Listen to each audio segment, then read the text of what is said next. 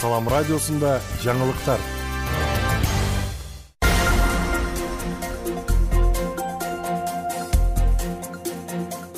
Арваңыз ардактуу угарман жана көрүүчү, эфирде жаңылыктар түрмөгү. Аны менен мен Нурпейил Ашур кызы тааныштырам. Кадамжайда 54 турак үй сел коркунучунан корголот. Кадамжайдын Күлдү айылындагы сел жүрчү сайда механикалык тазалоо жумуштары башталды. Бул тууралуу Өзгөчө кырдаалдар министрлигинин Баткендеги башкармалыгынан кабарлашты. Маалыматка караганда, аталган объекттеги жумушту алып барууга керектүү техникалар тартылып, учурда тазалоо иштери уланууда.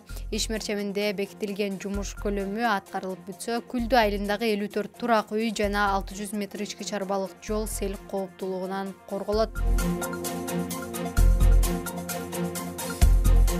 Президент жалпыга маалымдоо каражаттары жөнүндө мыйзам долбоорун артка кайтарды. Президент Садыр Жапаров жалпыга маалымдоо каражаттары жөнүндө мыйзам долбоорун артка кайтарууну тапшырды. Бул тууралуу президенттин басма сөз катчысы Аскат Алагөзов Фейсбуктагы баракчасына жазды. Буга чейин мамлекет башчысы өлкөнүн жалпыга маалымдоо каражаттарынын жетекчилери менен жолугушуу өткөрүп, анда кызуу талкууланган маселелердин бири жогорку кеңеште каралып жаткан жалпыга маалымдоо каражаттары жөнүндө Кыргыз Республикасынын мыйзам долбоору болду.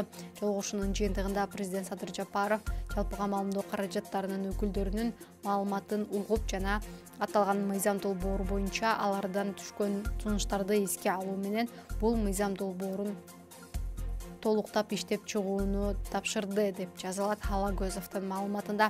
Министрлер кабинети сунуштаган жалпыга маалымдоо каражаттары жөнүндө мыйзам долбоору кабыл алынса, жалпыга маалымдоо каражаттары кайра каттоодон өтүп, аны Юстиция министрлиги жүргүзөт. Каттоо үчүн 3 документ талап кылынат. Алар арыз берүү, жалпыга маалымдоо каражаттарын түзүү тууралуу маалымат жана чечим талап кылына баштамак. Ошондой эле жалпыга маалымдоо каражаттары катары каттоодон өтүүдө анын каржылоо булагы так көрсөтүлүшү керектиги жазылган. 7 мартта Садыр Жапаров Кыргызстандагы 40 жалпыга маалымдоо каражаттарынын жетекчилери менен жолугуп, ЖМКлар менен конструктивдүү диалогду улантууга даяр экенин айткан.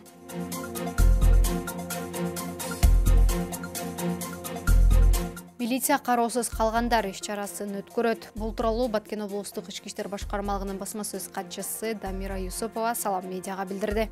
Баткен облусунун аймагында милиция кызматкерлери тарабынан кароосуз калгандар аттуу иш-чарасы өткөрүлүп жатат. Баткен облусунун аймагында балдар арасындагы турмуштук оор кырдаалга кабылган жана кароосуз калган учурларын аныктоо, балдарга карата ар кандай укук бузуулардын алдын алуу, коомдук жайларда балдардын тилемчилик кылуусуна бөгөт коюу максатында жерлердеги милиция кызматкерлери 2024-жылдын 13-мартынан 15-мартына чейинки аралыкта рейдтерди жүргүзөт.